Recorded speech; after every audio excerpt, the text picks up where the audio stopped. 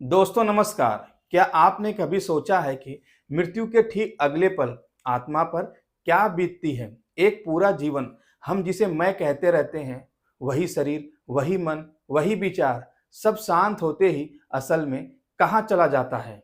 ऋषियों ने कहा, इस ब्रह्मांड में एक ऐसा मार्ग है, एक उज्जवल, अगम्य, रहस्यमय पथ, जिसे कहते हैं देवयान मार्ग। यह कोई कल्पना नहीं है, यह कोई रूपक भी नहीं है, यह वह मार्ग है जिसे ऋषियों ने अनुभव किया और फिर उसे उपनिषदों में लिख दिया। आज मैं आपको उसी दिव्य यात्रा पर लेके चलूंगा, बिल्कुल उसी तरह जैसे ऋषियों ने ध्यान में देखा था। मृत्यु, हम जिस शब्द में इसे समझते हैं वह सिर्फ शरीर का रुक जाना है, पर उपनिषद शरीर नहीं देखते हैं, वह देखते हैं चेतना। कहते हैं मृत्यु का पहला क्षण वह होता है जब प्राण धीरे धीरे शरीर से अपना संबंध ढीला करने लगता है। सबसे पहले इंद्रियां पीछे हटती हैं, दृष्टि मन स्वर्ण धीमा, वाणी मौन हो जाती है, पर चेतना वह अचानक विस्तृत हो जाती है, जैसे देह अब उसकी सीमा में नहीं हो। इसी क्षण आत्मा के चारों ओर एक हल्का दिव्य प्रकाश बनने लगता है और फिर प्राण नाभि से उठकर कंठ की ओर चला जाता है। यही वो बिंदु है जहां एक अदृश्य द्वार खुलता है और आत्मा अपनी अनंत यात्रा के लिए तैयार हो जाती है। जैसे ही प्राण देह से अलग होता है, उपनिषद कहता है कि देवता स्वयं आत्मा का स्वागत करने के लिए आ जाते हैं। वह देवता वहां पे कोई मूर्ति के रूप में नहीं होते हैं, वे ब्रह्मांड की ऊंची ऊंची चेतनाएं शक्तियां होती हैं।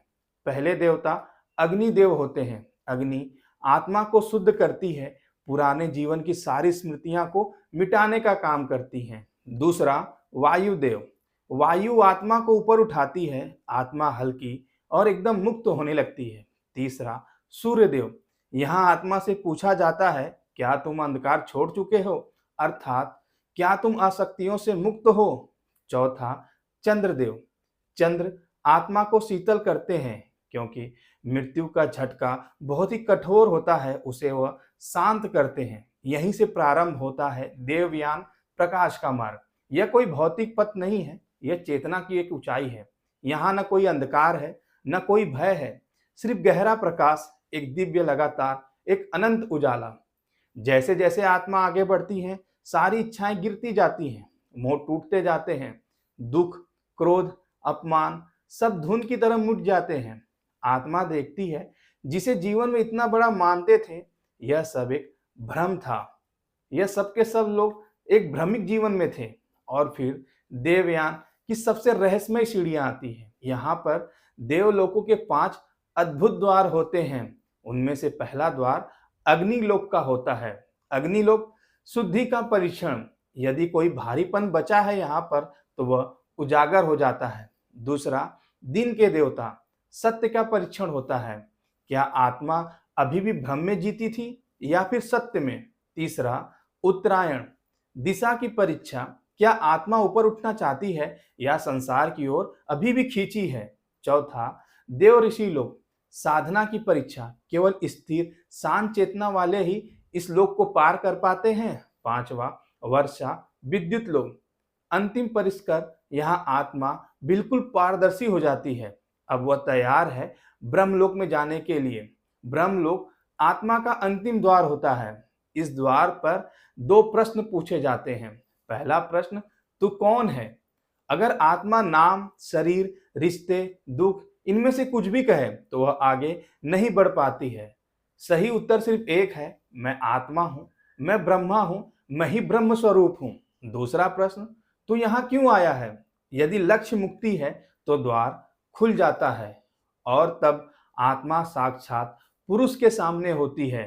पुरुष कहने का तात्पर्य है प्रब्रह्म के सामने। वह कोई स्वरूप नहीं है, एक अनंत प्रकाश और एक अनंत चेतना है, और वही कहता है कि तू मेरा है और मैं तेरा। यह वाक्य उस क्षण संसार के चक्र को समाप्त कर देता है।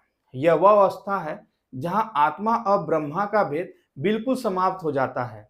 न समय, न मृत्यु, ना ही कोई भय और ना ही कोई इच्छा। यहाँ आत्मा प्रकाश द्वार प्रकाश बन जाती है। समुद्र में मिलती बूंद की तरह नहीं, बूंद स्वयं समुद्र बन जाती है।